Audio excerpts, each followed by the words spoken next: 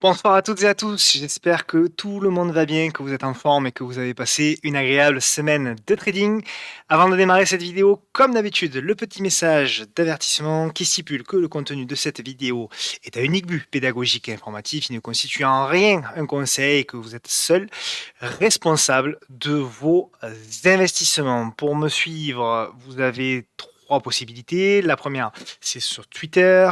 On a un groupe également Facebook qui est plutôt géré par deux amis qui sont Laurent et Mathieu, où ça parle beaucoup de fondamentales, notamment de fondamentales sur les US et plus précisément sur la tech US souvent. Et puis forcément la chaîne YouTube sur laquelle vous êtes. N'hésitez pas à vous abonner et à activer la clochette pour pouvoir recevoir les notifications lorsqu'une vidéo est publiée. La semaine prochaine, il n'y aura pas de vidéo, donc je suis absent pour quelques jours, je vais me reposer un petit peu. Donc pas de vidéo de la semaine prochaine, on se revoit dans 2 semaines. Le programme de cette vidéo-là, donc programme assez chargé, du coup je vais faire un petit peu plus long que d'habitude, je m'en excuse, mais je pense qu'on a pas mal de choses à se dire au vu des messages que j'ai reçus en privé. De la panique un petit peu qu'il y a sur les marchés, etc. Je pense que c'est important de prendre un petit peu plus de temps sur cette vidéo-là pour analyser un petit peu le marché, et vous transmettre mon sentiment et potentiellement faire des scénarios pour les semaines, voire peut-être les mois à venir. Donc au programme de cette vidéo, on a du Swatec, on a du Ubisoft, Egide, Galapagos, Albioma, Eurofine, Scientifique, Novacite, Eutelsat, Cybergun, Piscine des Joyaux, Dronevolt, Dirichebourg, Dassault Systèmes, Lumibird, Eramé, et puis aux États-Unis, on aura trois valeurs, enfin du moins, on aura deux valeurs aux États-Unis qui sont Zoom Video et Nuncana, une biotech, et puis en Allemagne, HelloFresh. Donc si la vidéo vous plaît, comme d'habitude, pensez à vous abonner et à mettre un petit like, ça me fait toujours plaisir, ça me permet d'avoir un retour ou un petit commentaire, c'est toujours agréable de lire. Je remercie d'ailleurs tous ceux qui commentent ou qui viennent compléter mes analyses, peut-être par des infos fondamentales pour aider un petit peu tout le monde. C'est très sympa à eux. Donc voilà, et autre chose également que je voulais dire, c'est que les titres que je propose ne sont pas des titres que je recommande à l'achat. D'ailleurs, avec Cybergun, peu de chances que je recommande. Ce sont simplement des titres que je sélectionne parmi une liste que vous me proposez, que les lecteurs sur Twitter me proposent, et je prends un certain nombre de titres qui sont rarement, moins souvent abordés, ou alors qui ont fait l'actualité, ou qui reviennent régulièrement pour pouvoir les analyser et donner mon point de vue là-dessus. On attaque, allez, avec le CAC 40. Le CAC 40, pas grand-chose. Ça baisse, mais ça baisse pas non plus. Alors aujourd'hui, on a une séance un peu difficile, mais enfin, c'est une séance un petit peu particulière. Pas grand-chose, toujours. Donc, on refait un petit peu le passé. Hein. Donc, on avait eu la chute du Covid, on avait eu le rebond, la consolidation, et derrière, on a construit dans un canal haussier. Sur le haut de ce canal haussier, on a tendance à vendre le CAC 40, et évidemment, sur le bas, voire même le milieu de ce canal, on a tendance à l'acheter. Ceux qui me suivent depuis un petit moment savent que effectivement, ça fait un moment que j'ai un biais plutôt baissier sur le CAC et même sur les indices globalement. Alors sur les Américains, sur les indices américains, ça m'a donné plutôt raison.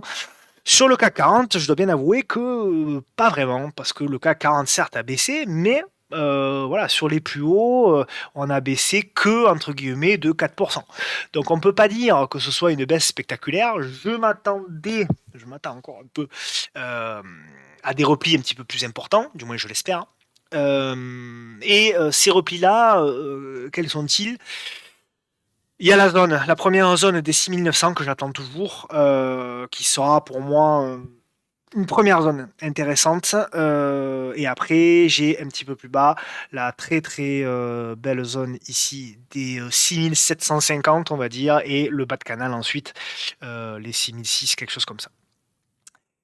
Voilà. Pour moi, tant qu'on est dans le canal haussier, sur du moyen long terme, il n'y a pas vraiment de dégradation. Là, on a une consolidation, une Ouais, une consolidation, même pas une correction, une consolidation. Et en plus, la consolidation est plutôt pas mal parce que on voit que bah, ça congestionne. Alors oui, aujourd'hui, on a un petit peu plus de volatilité, mais voilà. Alors le mouvement, moi, me fait penser ici beaucoup à ce qu'on avait eu, par exemple, ici. Le mouvement correctif, je pense qu'on est en train de construire un petit peu la même chose en zigzag et que ça va zigzaguer encore quelques temps, peut-être jusqu'à la semaine prochaine, voire celle d'après, et qu'ensuite, suite notamment au discours de M. Powell, je crois que c'est lundi ou mardi ou mercredi, enfin début de semaine prochaine, je pense que le marché donnera certainement un nouveau tempo, une nouvelle direction. Alors, est-ce que ce sera vers le bas parce que les marchés seront déçus ou est-ce que ce sera vers le haut? On verra. Toujours est-il que d'ici là, c'est ce que je dis, je pense qu'il faut être prudent et on attend un petit peu plus de news. Au niveau du CAC Small, alors le CAC Small, pas de surprise là par rapport à ce qu'on se dit. Voilà, on attendait le CAC Small en repli, voilà, sur les plus hauts. Hein. On avait dit qu'à chaque nouveau plus haut qui est cassé, comme ici, comme ici, comme ici, derrière, on a de la vente. On avait de la vente ici, on avait de la vente ici, on avait de la vente ici, et pas de surprise, on a eu de la vente ici. Ce qui est intéressant, c'est qu'on est revenu effectivement chercher bon, le support. On le sauve, on va dire, in extremis. Hop là, il était un petit peu plus bas, on le sauve in extremis, on sauve la moyenne mobile à 200 jours, donc c'est plutôt intéressant. On préserve encore pour le moment ce canal. Je ne sais pas si le marché l'a vu comme ça, on verra. Toujours est-il que pour le moment, on est plutôt sur une zone potentielle d'achat si on a un signal technique qu'on n'a pas encore. Je dis bien qu'on n'a pas encore. Hein. Quand on voit ce genre de mouvement-là, pour moi, il n'y a pas de signal technique. On voit qu'on est sous la moyenne mobile à 10 périodes, d'accord. Donc, je vous ai en plus coloré les moments en fait où le prix est au-dessus de la moyenne mobile à 10 périodes. Et là, on voit bien que c'est un moment comme ici, comme ici, comme ici, comme ici. C'est un moment où on est en dessous de la moyenne mobile à 10 périodes. Donc, clairement, on n'a pas le flux court terme avec nous. On a le flux long terme encore, puisqu'on est au-dessus de la M200, mais on a le flux court terme qui est contre nous. Donc, pour moi, à ce stade, rien ne sert de se presser, d'autant que lorsqu'on observe, par exemple, le Russell 2000, alors c'est le TF, mais c'est pas grave, on va avoir, voilà, on voit le Russell 2000 aux États-Unis. Ce qui est intéressant, c'est que le Russell 2000, lui, il a déjà acté le retournement. Vous voyez, il avait une figure ici de consolidation. Il avait un range avec la fameuse fausse cassure par le haut. Fausse cassure par le haut, très régulièrement, derrière, on a une vraie cassure par le bas.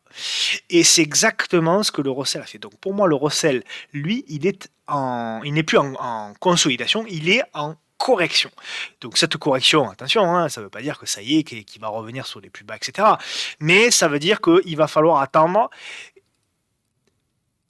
une baisse supplémentaire. Jusqu'où ira-t-elle? On n'en sait rien, on va observer hein, pour le moment. Hein. Il y a des belles zones, il y a une belle zone ici, il y a même une belle zone ici, on va voir.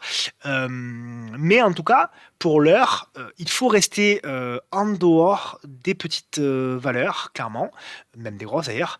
Là, pareil, sur le Russell, vous voyez, depuis le 5 janvier, il est sous la M10. Donc, depuis le 5 janvier, il n'y a pas à trader des small cap US. Voilà, pour moi, c'est assez clair. Voilà, alors ce qui est intéressant aussi au niveau du CAC que je voulais vous montrer, c'est au niveau des volumes. Vous voyez, ce qui est intéressant au niveau des volumes, c'est ça. Vous voyez, lorsqu'on avait eu cette hausse qui était ici, là, toute cette période de hausse, elle s'est faite avec des volumes très faibles. Hop là. Vous voyez, toute cette période-là. Donc c'était une hausse qui était très algorithmée. En revanche, là où c'est intéressant, c'est que la baisse, du moins la consolidation, parce qu'on est encore dans une consolidation, on n'est même pas dans une correction pour moi, la consolidation, elle, en revanche, se fait dans des volumes beaucoup plus importants. Donc ça ne veut pas dire que voilà que ça va arriver avec une baisse beaucoup. On ne sait pas encore, mais c'est à noter quand même et c'est à observer. C'est un détail peut-être, mais et on voit sur la journée d'aujourd'hui, bon, qui est une journée un peu spéciale, on voit quand même des volumes importants. Donc tout ça, c'est à prendre en compte quand même dans nos scénarios à évaluer. Tout ça pour dire que, pareil au niveau du CAC 40, tant qu'on est sous la M10 et on est sous la M10 depuis le 10 janvier, il n'y a absolument rien à faire. On patiente, on attend que on ait une congestion et que cette congestion casse par le haut. Sur quel niveau? Ben on verra, on va observer tout simplement. Allez, on passe aux actions. Swatech. Alors, Swatech, elle a fait l'actualité de la semaine. Le marché n'a pas du tout apprécié le changement de direction. Donc voilà. On a pour moi un premier niveau de support qui a été atteint. Voilà, on est sur le support. Est-ce que ce support-là va tenir? Bah, j'en sais rien. J'en sais rien, clairement. C'est très difficile à savoir. On verra. Euh, c'est trop tôt, de toute façon, pour le dire. Moi, ce que j'aimerais beaucoup voir au niveau de Swatech, c'est un rebond. Un rebond avec une réduction de la volatilité et après, effectivement, une cassure, toujours pareil, pour ceux qui me suivent, ils ont l'habitude. Et ensuite, la sortie de cette congestion par le haut pour la jouer, parce que si la sortie de cette congestion se fait finalement par le bas, on pourra aller chercher le niveau suivant, qui est ici. Je le trace un petit peu mal. On pourra aller chercher le niveau suivant et on attendra la congestion sur le niveau suivant pour jouer à nouveau ici la cassure et potentiellement le nouveau départ. D'accord? Donc pour moi, voilà pourquoi acheter forcément un support comme celui-là, ça peut marcher. Mais le problème, c'est que si Swatech vient à prendre 4-5% et qu'elle reflue, qu'est-ce que vous allez faire? Est-ce que vous allez conserver votre position ou est-ce que vous allez la lâcher? C'est toujours très difficile à savoir. Alors l'investisseur long terme, il s'embête pas. Hein. L'investisseur long terme, il coupe sa position en trois. Il met un tiers ici et un tiers plus bas. Un tiers sur les niveaux peut-être qui va descendre jusqu'à 100 euros, peut-être au cas où vraiment on est un creux de marché. Hein, parce qu'il y a un troisième niveau très important qui est ici. Voilà, au niveau un petit peu plus de 100 euros, on va dire les 115. Donc l'investisseur long terme, lui, il ne fait pas d'analyse technique, il ne s'embête pas, ou alors il en fait de manière très occasionnelle. Il va analyser trois niveaux de prix, il va analyser les 170, les 145 et les 115, et il va se dire je vais mettre 30%, 30% et 40% sur le dernier niveau. Voilà. Mais l'analyste technique, du moins le trader, lui, il va attendre une congestion et la cassure de la congestion. Donc sur Swatech, pour le moment, RAS, c'est à observer pour les prochaines séances. Ubisoft, alors Ubisoft, donc nous on était dedans, on a fait le mouvement, voilà, avec le salon, donc donné par Mika, merveilleusement bien donné par Mika qui avait donné le point bas, pratiquement le point bas avec le pullback ici. Derrière, il y a eu une news, enfin du moins, il y a eu des rumeurs, donc ça a explosé. Alors ce qui était intéressant à jouer au niveau d'Ubisoft, c'était le biseau descendant. Le biseau descendant avec le triple appui. Voilà, triple appui décalé, que j'aime beaucoup hein, pour ceux qui suivent les vidéos depuis longtemps. Le triple appui décalé. Triple appui décalé, ça veut dire qu'on a quasiment trois appuis, mais que les trois appuis, ils sont tous très légèrement supérieurs aux précédents. Voilà, donc ça c'est le genre de configuration que j'adore. Derrière, on casse le niveau de prix, on fait le pullback et que ça explose. Est-ce que c'est le moment de rentrer sur Ubisoft? La réponse, évidemment, c'est non. Pour moi, on a atteint des objectifs très importants.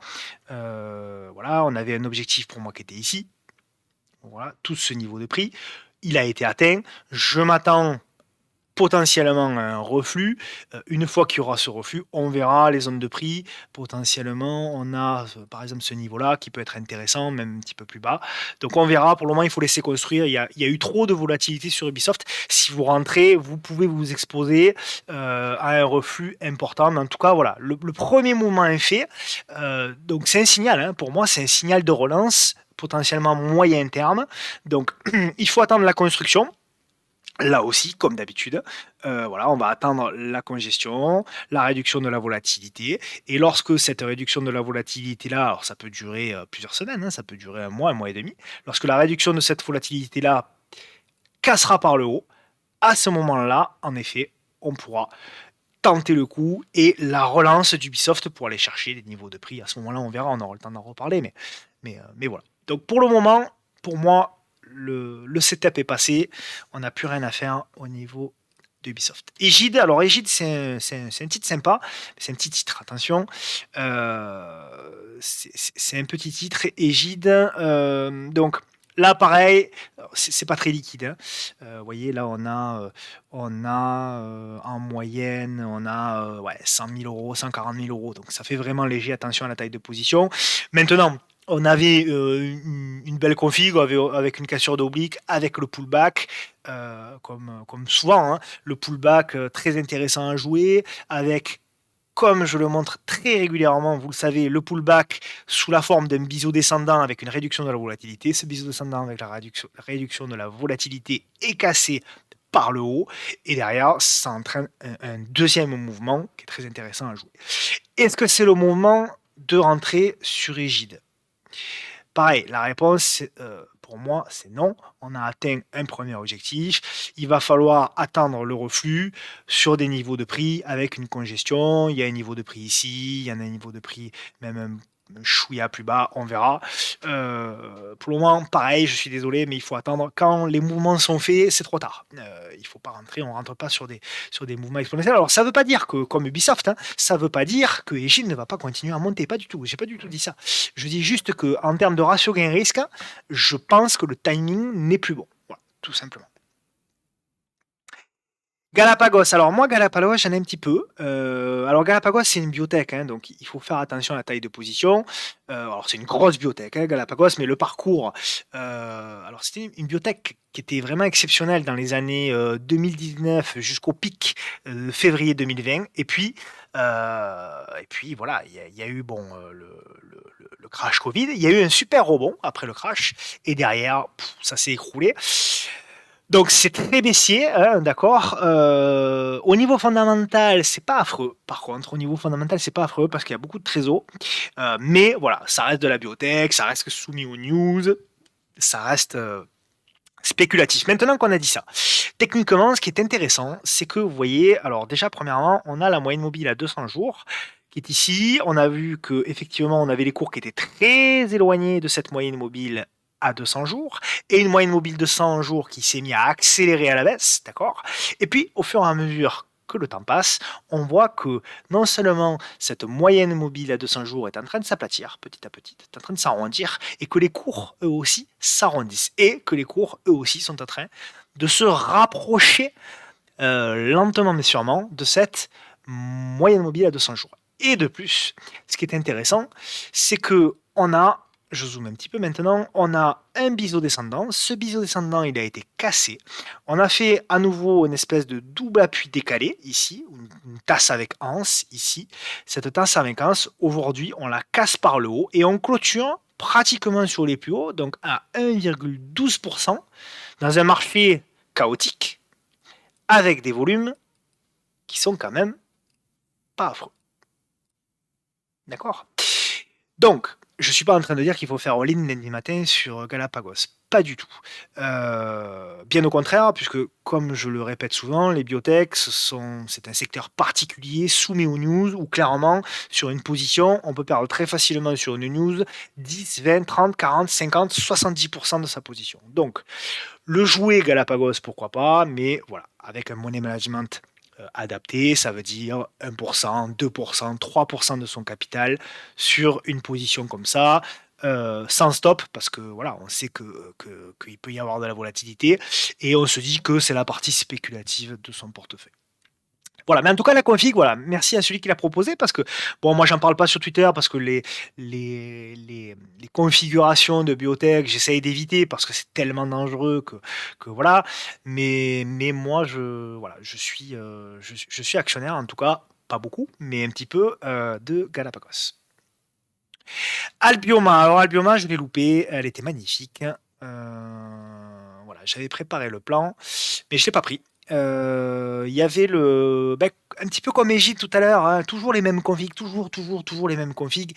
Il n'y a rien de sorcier, il n'y a rien de compliqué, moi, dans ce que je fais. On avait une cassure, une très belle résistance oblique ici. On avait la cassure ici de la résistance oblique. Et derrière, on a la congestion qui se met en place. Et lorsqu'on casse la congestion par le haut, vous voyez, la réduction de la volatilité dans la congestion au-dessus de l'oblique, voilà. Ça, ce sont des choses qui doivent alerter avec des mèches basses, vous voyez, des petites bougies.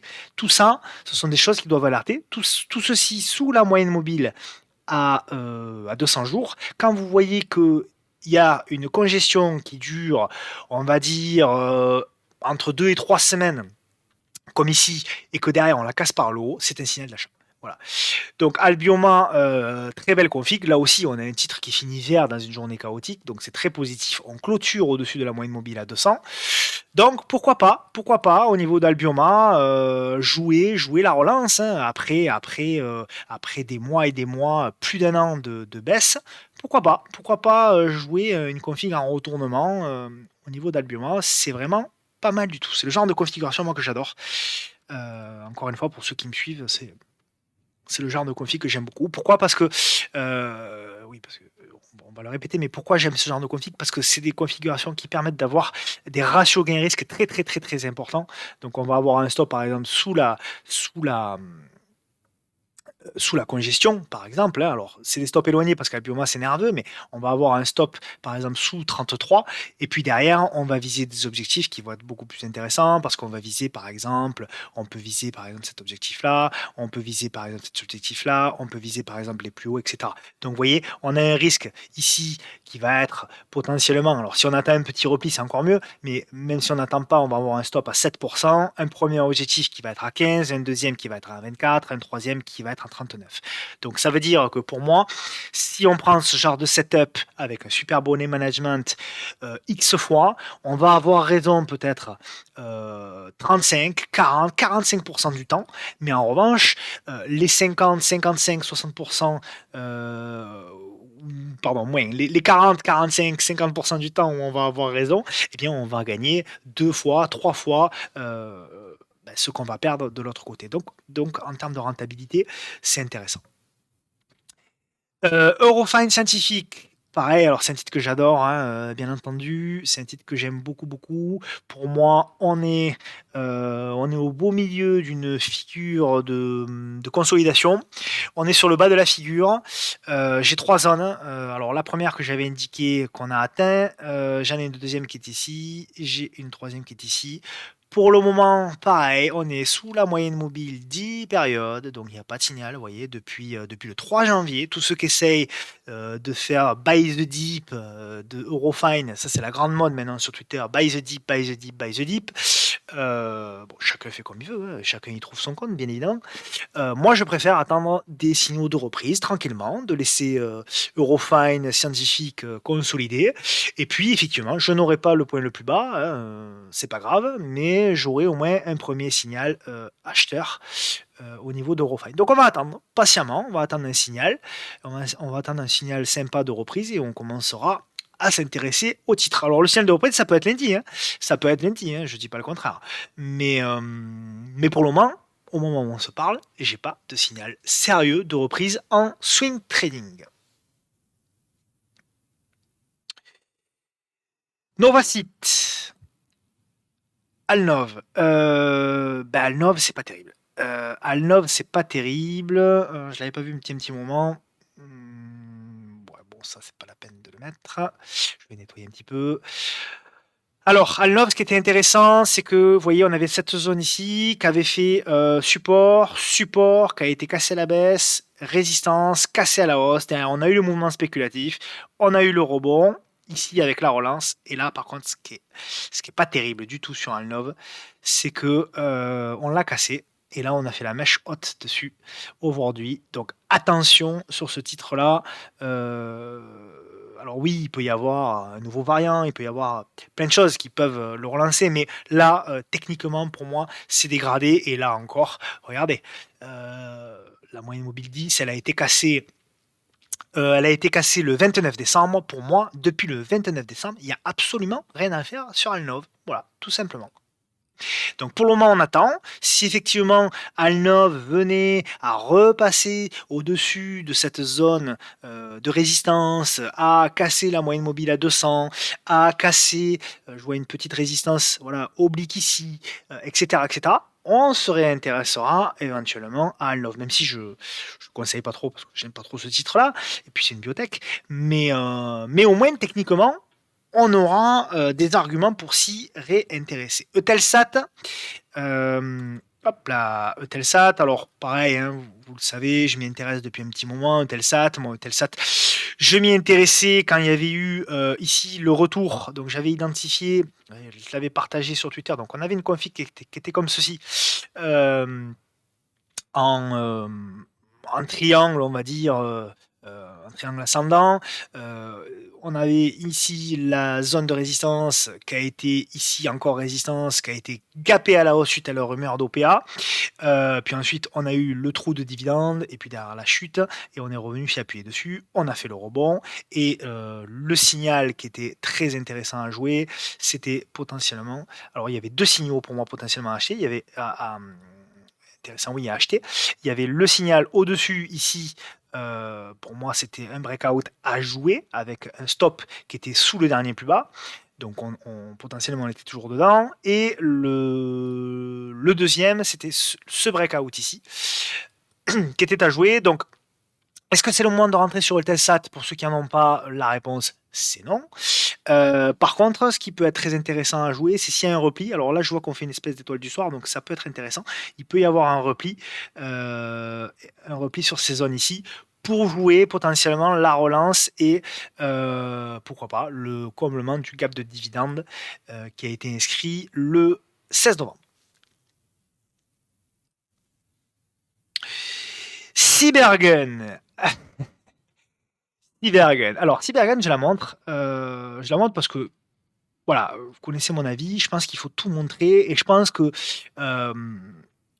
comment dirais-je, tout peut être potentiellement intéressant pédagogiquement, même une action très baissière, même une action très dangereuse comme Cybergun, on parlera également de Dronevolt tout à l'heure, parce que le fait de ne pas en parler justement peut avoir justement un aspect risqué parce que tôt ou tard, quelqu'un qui fait du trading va venir trader ce genre de valeur, il va être attiré. Donc autant pour moi qu'il sache les risques qu'il peut potentiellement encourir et qu'il taille ses positions en fonction. Cybergun, c'est une action très baissière, diluée, etc. Bon, voilà. Fondamentalement, ça sert à rien d'aller sur Zone Bourse regarder le note investissement, vous allez rien trouver. Maintenant, donc je passe. Maintenant, on va s'intéresser à l'aspect technique. L'aspect technique, ce qui est intéressant, c'est que effectivement, il y a eu d'énormes volumes qui sont apparus dernièrement. C'est de l'aspect, hein, c'est uniquement de l'aspect ces volumes-là. Hein. C'est pas des fonds qui rentrent sur, voilà, il faut. C'est pour du long terme, non, non, c'est pas du tout le cas. Donc, ce qui est intéressant, c'est que voilà, dans ce genre d'action, quand il y a des annonces de fin d'OCA, etc., souvent il y a du volume parce que du coup, on sait qu'il y a un potentiel à court terme. Donc, ce qui était intéressant là aussi, c'est qu'on avait eu pareil, on avait eu le premier mouvement, on avait eu la congestion dans ce triangle-là qui a été cassée par le haut, avec une superbe bougie lundi 17 janvier, et puis derrière, on a la consolidation. Donc, ce qui va être intéressant là aussi, c'est d'observer pour ceux qui veulent. Alors, il y a une petite résistance oblique qui est ici. D'observer potentiellement si on fait un retour. Alors, j'ai cette zone là, la zone. Alors, il y avait une première zone ici qui a été achetée, mais j'aimerais vraiment là cette zone, moi un petit peu plus bas. Je vais la déplacer. Voilà, j'aimerais cette zone ici potentiellement pourrait être vue comme une opportunité. Donc 0,6155 pouvait la relance. Voilà. Alors après, encore une fois, taille de position très très très très très très adapté. Ça veut dire une toute petite partie de son capital. Ça veut dire essayer d'être investi le moins de temps possible. En gros, si vous faites un décalage dans la journée ou sur 2 jours, n'hésitez pas à prendre ce qu'il y a à prendre. C'est du trading, c'est de la spéculation. C'est voilà, si on veut un petit peu prendre un petit risque et s'amuser un petit peu entre guillemets et qu'on est prêt à perdre ce qu'on va miser là-dessus, il n'y a pas de problème, on peut y aller. Mais voilà, il faut avoir bien conscience de ça sur ce genre de valeur. Piscine des Joyaux, alors là, on passe sur un autre monde pour le coup. Piscine des Joyaux, c'est une super valeur. Moi, j'aime énormément cette valeur. Fondamentaux très intéressants, donc très haussière, pas forcément très très bien valorisé. Les chiffres sont intéressants.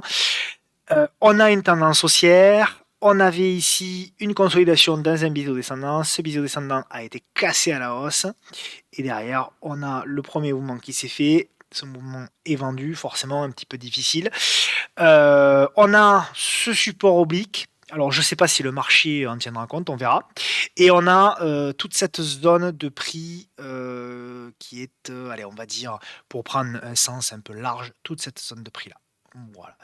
Donc, pour moi, piscine des joyaux sur repli dans cette zone ici. Vous voyez la zone qui est située entre 25,8 jusqu'à 26,8, peut-être mise à profit comme une opportunité d'achat sur épuisette.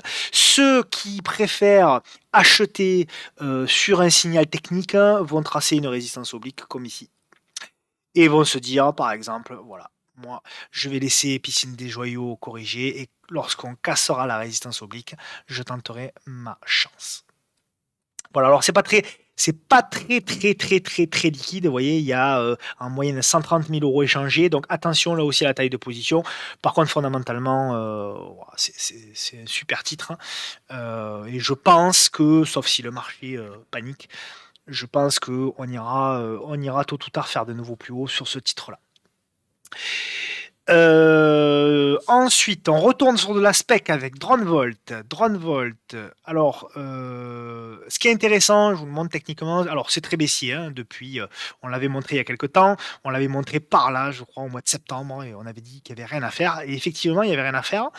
Et d'ailleurs, le marché a validé ce qu'on avait potentiellement dit. Alors, ce qui est intéressant maintenant sur DroneVolt, la première chose qui est intéressante, c'est qu'on est revenu sur une zone de support.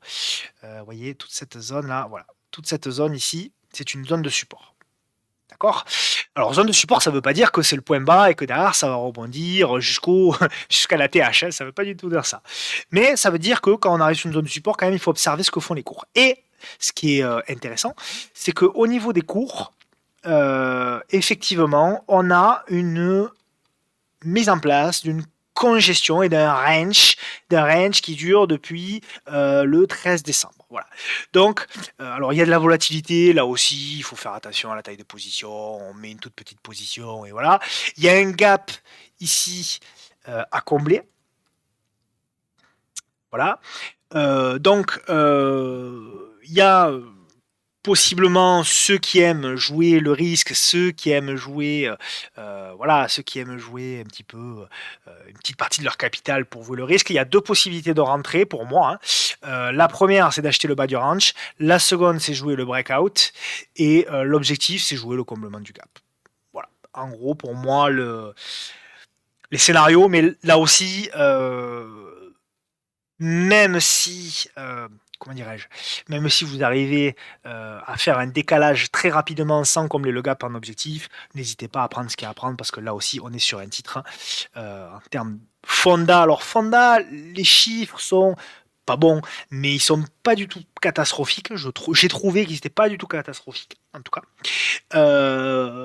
Mais bon, voilà, on n'est pas sur du LVMH sur ce titre-là. Donc, s'il y a un décalage qui est fait, n'hésitez pas à le prendre. De Richebourg, beau titre alors également. On est sur un beau titre qui commence par contre à être bien valorisé pour moi. De Richebourg, maintenant, on commence à être fondamentalement bien valorisé. Il n'y a pas grand chose à faire. Pour moi, là, on a un retournement qui se met en place. Donc, il n'y a rien à faire. On va potentiellement faire le pullback sur cette zone ici. Donc, voilà, on observera ce qui va se passer. Voilà, au niveau de ce titre-là. Ensuite, ouais, est-ce qu'il y a des zones ouais, potentiellement, on peut avoir. Voilà, on peut avoir ce triangle. On verra. Pour le moment, c'est beaucoup trop tôt. En tout cas, je conseille absolument pas d'acheter maintenant. de Richebourg, on va attendre et on va observer la consolidation. Donc premier niveau de prix observé 10,70 et si vraiment ça tient pas, mais bon moi je pense que ça va tenir. Hein. Ce que j'aimerais bien sur de Richebourg pour être honnête, techniquement, ce que j'aimerais beaucoup, c'est qu'on ait là aussi ce genre de choses, donc une baisse, le rebond et là aussi la congestion comme d'habitude qui se met en place et potentiellement on paierait la cassure de cette congestion pour jouer la relance. Voilà. Mais vous voyez, pour moi, on est au tout début d'une figure de consolidation de congestion qui va potentiellement durer plusieurs semaines.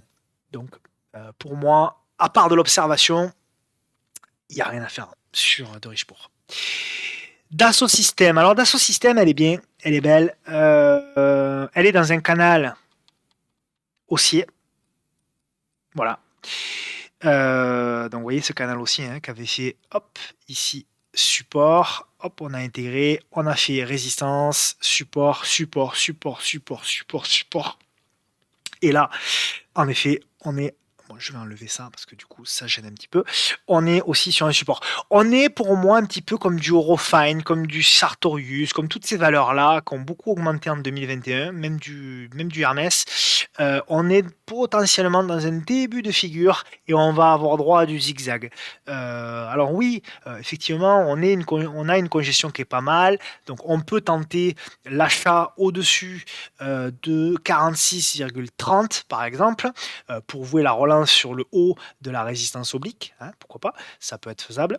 Mais je pense que voilà, la figure de consolidation de congestion, elle va être encore longue.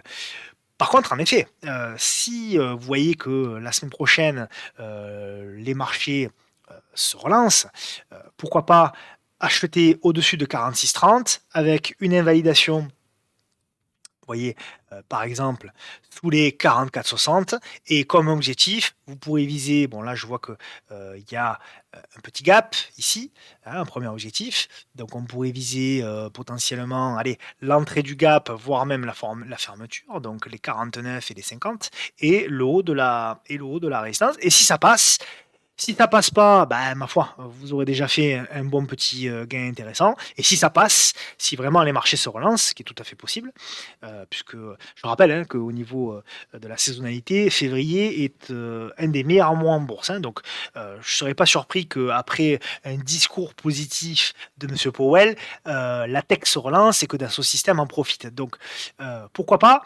tenter ce plan de trading pour Dassault Systèmes, jouer donc le haut de la figure et si ça casse par le haut, ben vous êtes dedans pour accompagner, pourquoi pas, voilà, jusqu'au plus haut. Alors il y a un objectif ici à 54, il y a un objectif ici à 56. Bon après vous faites votre plan hein, comme vous le souhaitez, moi je vous donne juste des idées.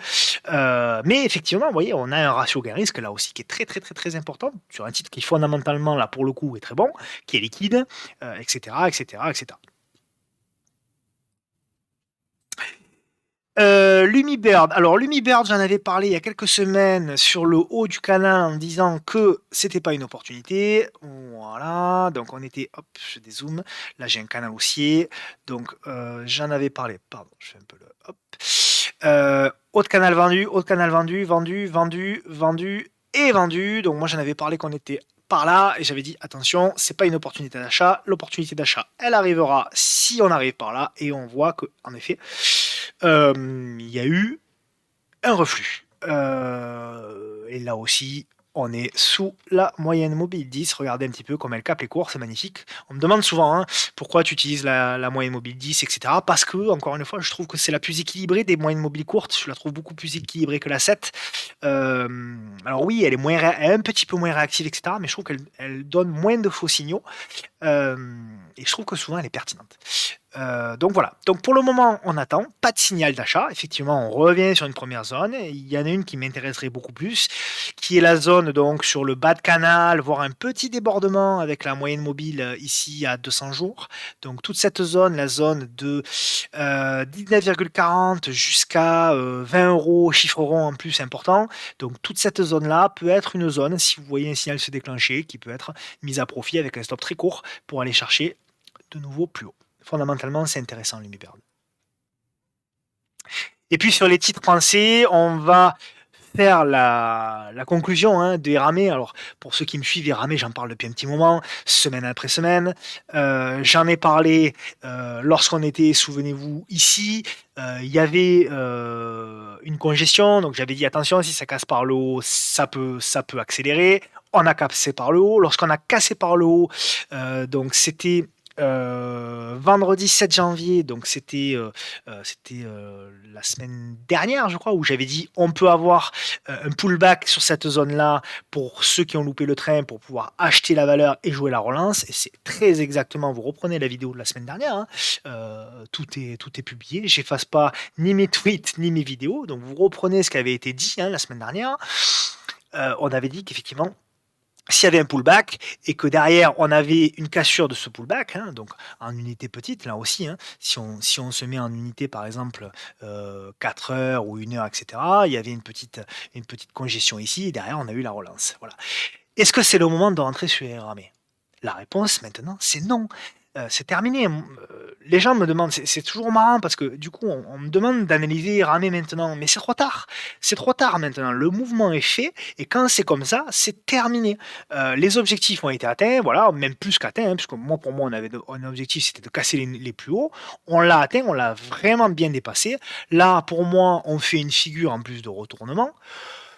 Il n'y a rien à faire. Il n'y a rien à faire sur Eramé. Il va falloir Eramé laisser retomber la poussière, laisser une congestion, une consolidation. Je ne vais pas vous la refaire, je vous l'ai fait 3 fois déjà aujourd'hui. Et attendre et patienter. Voilà.